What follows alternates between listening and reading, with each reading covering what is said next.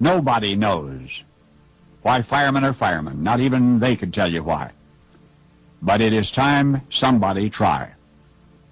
Firefighting is the most risky of all dead-end jobs, yet also the one where most workers are most likely to punch in early.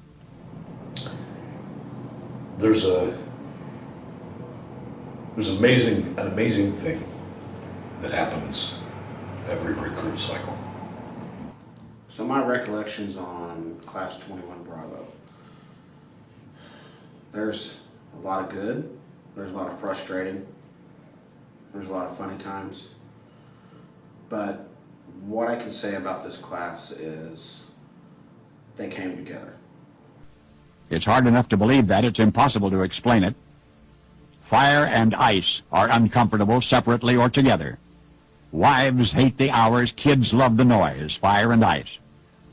Any day at the firehouse, the bell from hell puts the dispatcher on the horn with a tenement tinderbox address, into bunker pants, rubber turnout coat, grab the mask and go. Minutes later, you're on site. As others run out, you go in. You'll need all you can carry. The 4-pound axe, a 6-foot hook, the Halligan pry bar. The ceiling concealing the smoldering has to come down, and it's one of those stubborn tin ones. In the scary dark, with heat eating your ears, you are gouging out and tearing loose and pulling apart, gulping air and tasting black. Your windpipe is closing, and you've lost track of which way is out. Is it really worth it? You had a mixture of 10 guys and one lady that came together on their first day of class, not knowing one thing about each other, very non-common interests, different personalities, and then day 2 of the class, we're down to 9. And then a few weeks later, we're down to 8. Since then, I've watched this class grow together. They've created lifelong bonds with one another. And it's one of those classes that when you watch them, they're not in it for the t-shirt. They're not in it for the glory. They were legitimately in this class as they wanted to learn. They wanted to make a difference for other people and a difference in their lives. They've all have straight up said that they want to make this a career. They want this to be part of their daily life. And it's a tough thing to ask someone to be a public servant, especially a firefighter. Sometimes when you leave the house, you gotta realize that might be the last time you ever see it. Might be the last time you see your family. All because you're making this commitment to the public. It's one of those things that's borders on miraculous. On day 1, 20, 30 strangers walk into a room. They don't know each other. They come from different places. They've got nothing in common except this vague idea that they want to do something noble. They want to do something important. They want to become more than they are. I know in the next months, the next several months, we train these people to do everything imaginable that is completely counterintuitive to a normal, functioning human being. We teach them to look at a situation that everyone else is running away from and to run into it.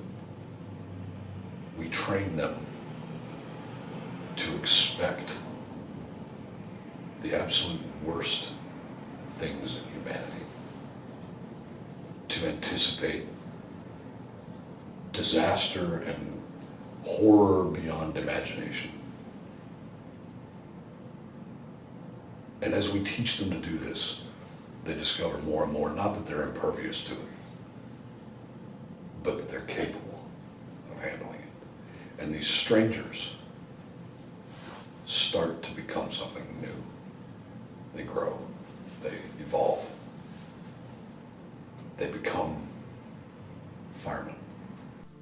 They've budgeted cut your ladder company from 6 men to 5, so now everything you do is 16.67% more difficult and more dangerous.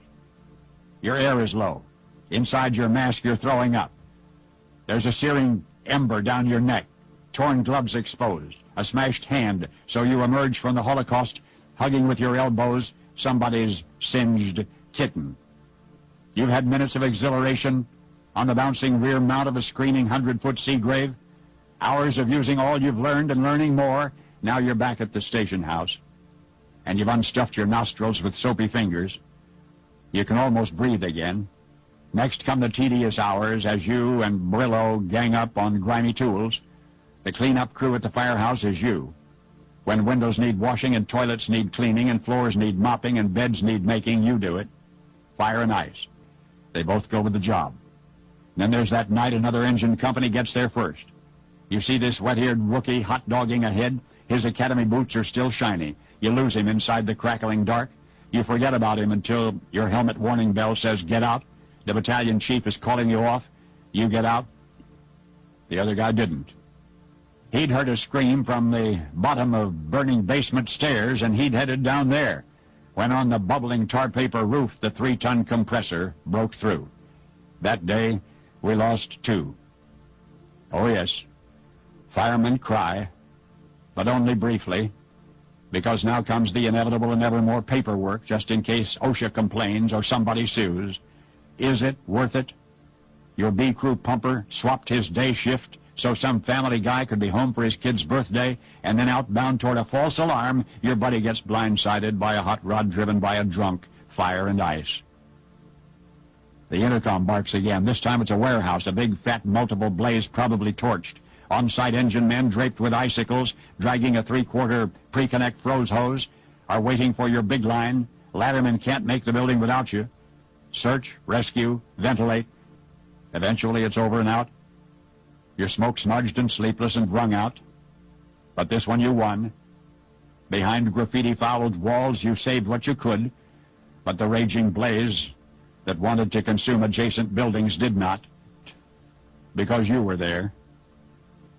Back at the firehouse before cleanup, you and the guys sit a spell, tired but stimulated, drinking coffee, laughing, feeling good about one another. Nobody outside your world can ever know this feeling. In any other uniform, you get streets named after you for killing people.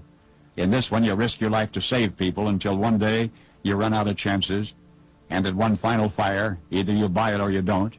If you don't, it's only eventually to be brushed off with a puny pension. And yet there is no third way that you'd ever leave this job, and you're doubting even God knows why. You're out of the shower now.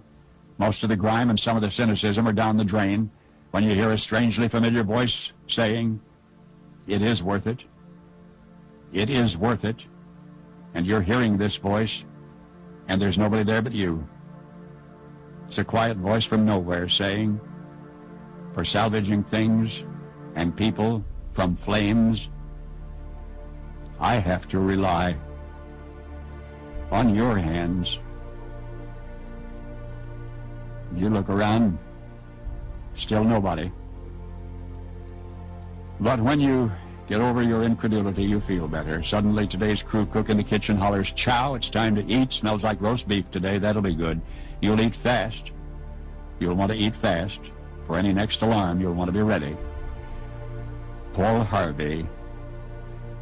Good day. And in doing so, they transcend the things that they were, and they embrace a culture and a family and a mission and a purpose that they never knew they were missing. They discover in themselves that they have the ability, the innate ability, to take a bad situation and to mitigate it, to make it better.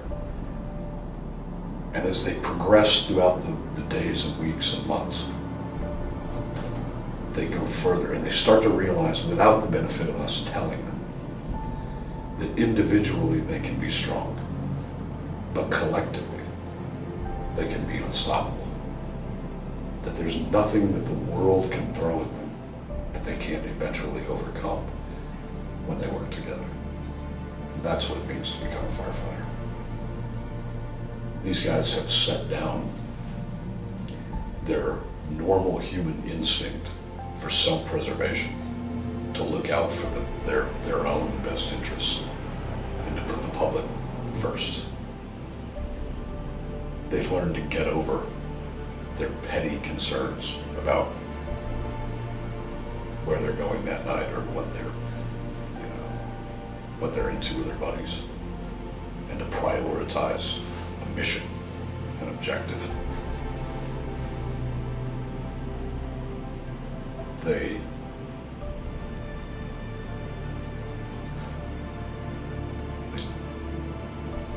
do something miraculous, and it happens in every class, over and over and over again, until there's literally an unstoppable army of these guys who get up in the morning, put their boots on, kiss their friend, their girlfriend, their wife, husbands goodbye in the morning, go to work, and do the job. It's really an amazing thing. You're doing this because you care about the community. You want to protect those that are in the community. You want to make that difference. Each one has said their reasons why they became a firefighter. They wanted to become a firefighter. And some stated because, you know what, I was in the military and I wanted to have that sense of family again like I did in the military. Others said because they wanted to make a difference in other people's lives. Others said it because they were told they were good at cutting down trees in a ranch up near Dallas. Everyone had a different story. But now when you talk to them and you ask them, why do you want to be a firefighter? It's because I want to help people. It's because I want to make a difference. I want to be a part of something. And now watching this class as they've grown together in these past 5 months, it's no longer different attitudes, it's no longer different personalities. They all have this common goal. They want to be there for their neighbor, their family, their friend, their community. They want to serve. And for me, I think there's no greater thing as serving others. And so for class 2021 Bravo, I congratulate you. Job well done. And I look forward to watching you all as your careers progress in the fire service.